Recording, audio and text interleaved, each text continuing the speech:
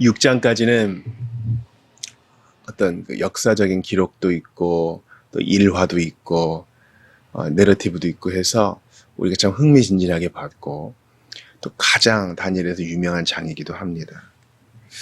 그런데 이제 7장부터는 이제 예언자로서의 다니엘에 대해서 이렇게 나오죠. 다니엘이 이제 곧 끝나가는데요. 이 7장은 그 중심에 놓여 있어서 우리에게 앞으로 되어질 일에 대해서 알려줍니다. 12장까지 이어지는 이 예언들은 희한하게 우리한테 낯설지가 않아요. 이미 2장에서 다니엘이 꿈을 해석할 때 우리가 봤고요. 그 신상에 대해서 보지 않았습니까? 금과 또 은과 또 동과 또 다른 금속 말씀입니다. 그리고 우리가 주일마다 보는 2주마다 보고 있는 이 요한계시록과도 말씀이 일치하죠. 어떤 분들은 이건 좀 어렵습니다 하고 좀 회피하고 싶으신 분도 계실 거예요. 좀 기괴하고요. 또 명확한 설명이 나와 있지 않은 것 같아서 또 이런 것들 이단들이 좋아하는 거 아닙니까, 목사님? 그래서 저는 좀 명확한 본문 보겠습니다. 이렇게 반응하실 수도 있어요. 맞습니다. 명확한 본문을 봐야 하죠. 그러나 그 명확한 본문으로 이와 같은 난해 본문도 해석할 수 있어야 돼요. 성경에서의 원칙은 명확한 것으로 불명확해 보이는 것을 해석한다. 이런 원칙이 있거든요. 그런데 7장 1절을 보시면 다니엘이 이 계시, 이 환상을 받은 배경이 나와 있죠. 벨사살 왕 원년에 벨사살 왕으로 신바벨론 제국이 이제 끝나잖아요. 바로 그때 이 환상을 받은 거예요. 원년에 다니엘이 그의 침상에서 꿈을 꾸며 그가 한 지 60대쯤 되었을 겁니다. 근데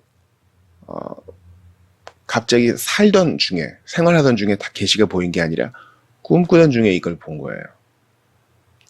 머릿속으로 환상을 받고 이 말은 옛날에 개역 한글 성경은 이제 뇌 속에서 이 말을 했잖아요. 이 말은 그가 어떤 황홀공에 빠진 것이 아니라 정확하게 마음으로 인지했다는 겁니다. 그 꿈을 기록하며 그 일의 대략을 진술하니라. 자, 주께서 이 꿈과 환상을 다니엘에게 보여주셔서 그것을 기록하게 하셨고 진술하게 하셨어요. 이 말은요, 오고 오는 세대가 다니엘의 기록을 보고 그 진술을 듣게 하려 함입니다. 필요해서 주신 거고 그 이후의 세대도 보고 듣게 하려는 이유에서 주신 것입니다. 그러니까 유익하니까 주신 거예요. 우리는 피하고 싶지만 하나님은 아니다, 이거 유익하다 주시는 겁니다. 아이들이 밥을 맛있게 먹어요. 자기가 좋아하는 고기 반찬, 또 새우서지에 햄에 또 회 같은 거 좋아하는 친구들이 있으면 더 좋아하고요. 근데 갑자기 엄마가 나물 무침과 신선한 야채들을 이렇게 꺼내놓습니다. 안 먹고 싶어요. 네, 부모님의 반응은 요지부동이죠. 먹어야 된다, 이것도. 그런 겁니다. 당시에 포로들은요, 지금 벨사살 원년이니까 이제 포로기가 끝날 때가 얼마 안 남았어요. 이제 벨사살 왕 끝나고 다리오 고레스 때가 되면 이제 돌아가요. 다리오 왕은 날이 많거든요. 고레스 원년에 이제 그들이 돌아가니까 얼마 안 남았어요. 당시에 예레미야와 에스겔 선지자의 선포를 통해서 포로들은 알고 있었어요. 이 70년이 차면 돌아간다. 그리고 헛된 환상이 있었어요. 돌아가면 다 좋아질 거야. 우리 정말 옛날 다윗 때처럼 좋아질 거야. 이런 환상이 있었어요. 본문은 그게 아니다. 그걸 알려줘요. 그거 아니다. 그러고 보니까 예수님께서 사복음서에 보면 왕으로 오셨다고 했는데, 특별히 마태복음에 보시면 마태복음은 예수님의 왕되심을 얘기하거든요. 그래서 아브라함과 다윗의 자손 예수 그리스도의 족보라 이렇게 나오잖아요. 다윗의 후손으로 다윗처럼 왕으로 오신, 유대인의 왕으로 오신 예수님인데 그 예수님이 종말에 대해서 말씀하세요. 그러니까 아마 처음 듣는 사람은 어리둥절했을 거예요. 본문도 마찬가지예요.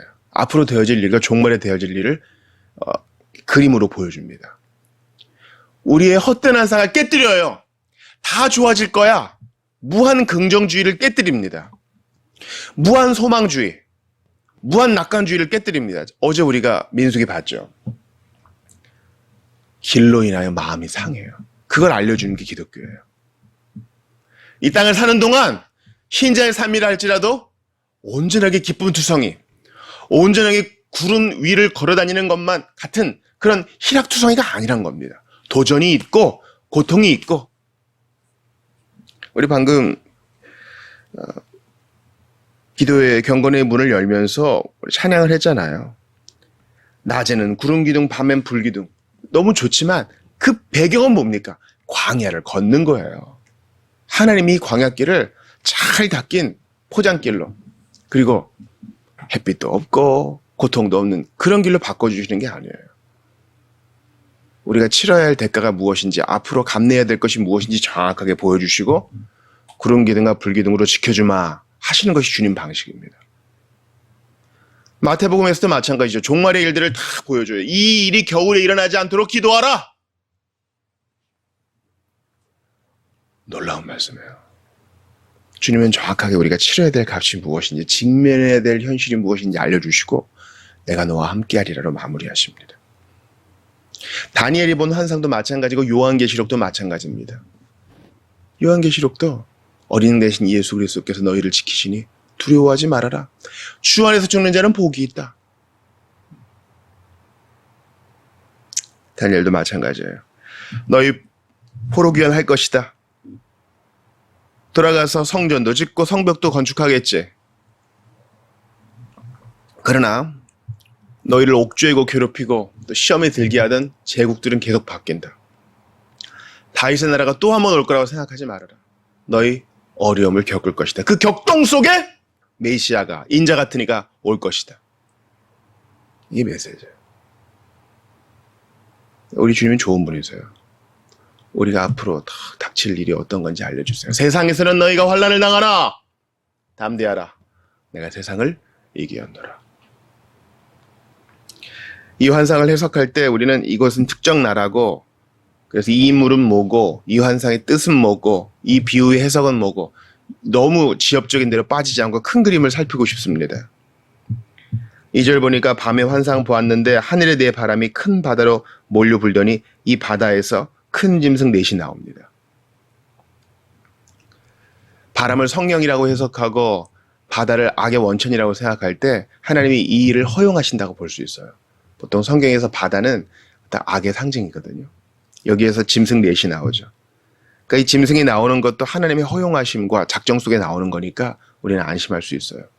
아, 왜 저렇게 악한 자들이 득세하고 나라들을 집어삼키지? 하나님의 뜻이 있어요.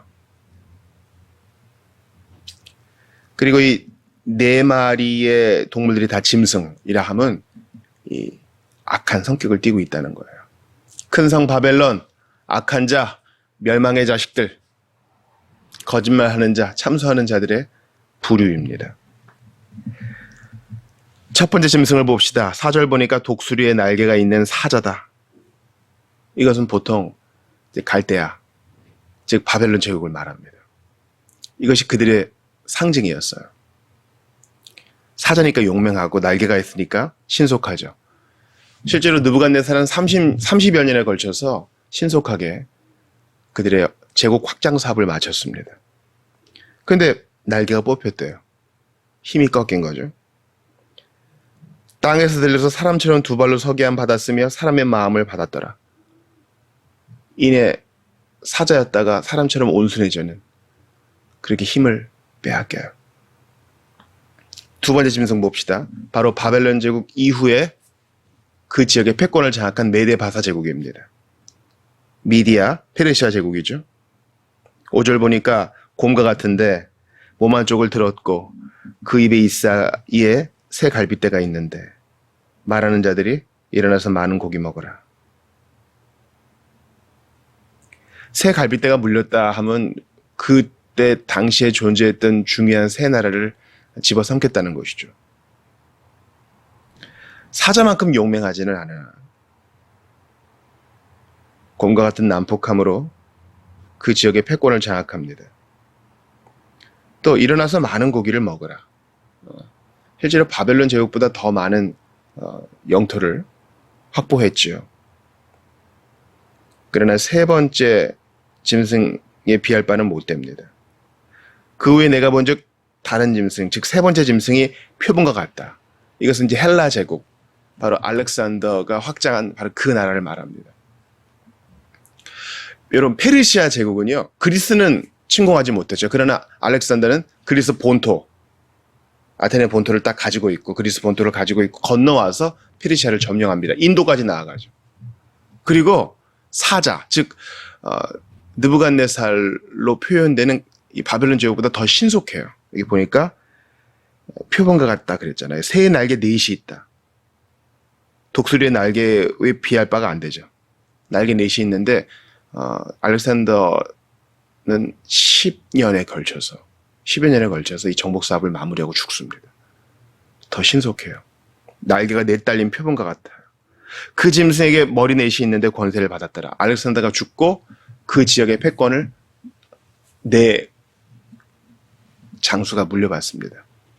그러니까 그리스 본토, 그다음에 북아프리카, 그리고 우리가 소위 아시아라고 하는 그 지역을 두 명의 장수가 나눠 갔죠. 네 번째 짐승은 무섭고 놀라우며 또 매우 강하며 쇠로 된 큰 이가 있고 먹고 부서뜨리며 나머지를 밟고 열뿔이 있다 그래요.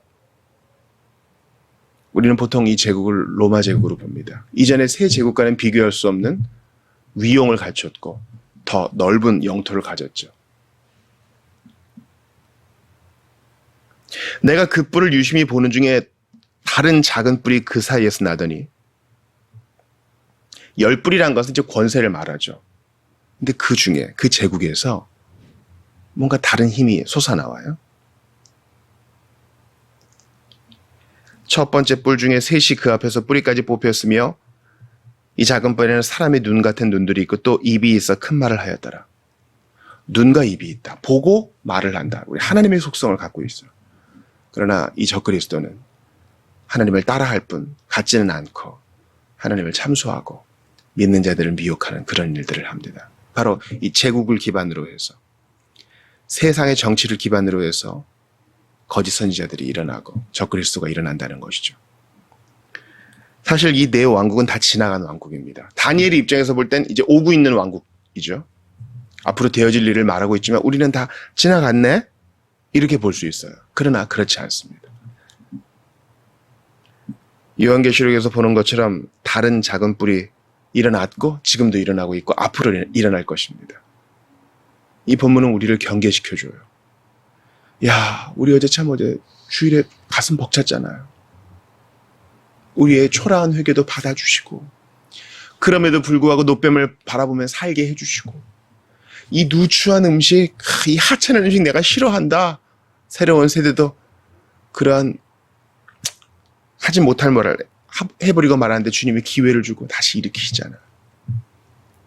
그렇게 가슴 벅차게 한 주를 시작해요. 근데 우리 앞에 탁 닥치는 현실은 뭐예요? 짐승의 힘이에요. 세속의 힘이 우리를 탁 억누른다고요. 벌써 도전이 보통이 아니에요.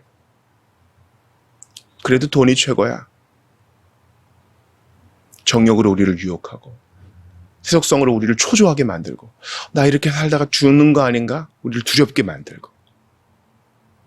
짐승의 힘은 그래요. 여러분 보세요. 그 짐승은 무섭고 놀라우며 매우 강하며 쇠로 된 큰 이가 있어 먹고 부서뜨리며 하나님보다 더 세 보여요. 솔직히 보이긴 그렇다고요. 우리 하나님은 고요히 일하시는 것 같은데 짐승은 턱턱턱 일을 한다고요. 못할 일이 뭐가 있는가? 이 세속성이 못할 일이 뭐가 있는가? 이 세상의 부자들이 못할 일이 뭐가 있는가? 그런 거예요. 그러나 다시 한번 2절을 봅시다. 하늘에 내 바람이 큰 바다로 몰려 불더니 하나님이 이 일을 허용하십니다. 성령의 바람이 아니고서는 이 일이 이루어지지 않아요. 주님의 작정이 아니면 짐승은 힘을 얻지 못합니다. 우리 하나님께서는 짐승이 없을 것이다 이렇게 말씀하지 않으세요. 우리 하나님께서는 광야가 없을 것이다 하지 않으세요.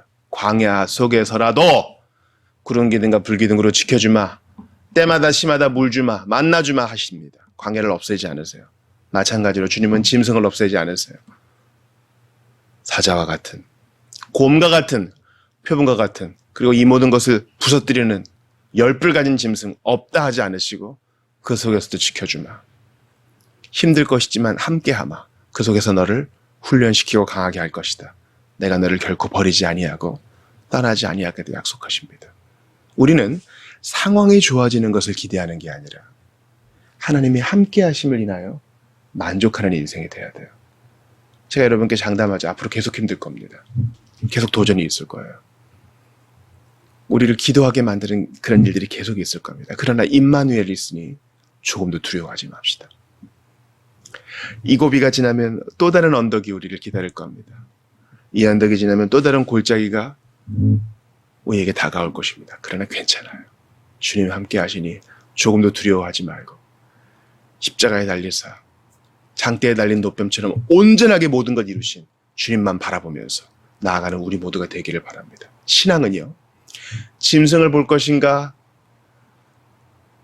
십자가에 달리사 부활승천하시어 지금도 함께 하시는 예수님을 바라볼 것인가, 이 바라봄의 차이입니다.